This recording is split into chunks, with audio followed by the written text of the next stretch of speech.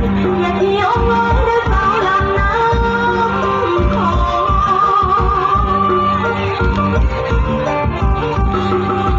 คนที่อยู่บ้านนอกเสียงฟ้าร้องที่มาให้ฉันได้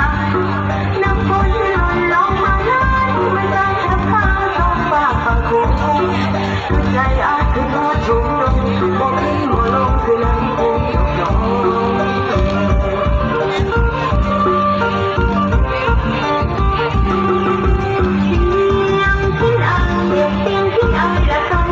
จัดงานให้สมเดือนได้ยังไงมาจัดงานใหม่อะ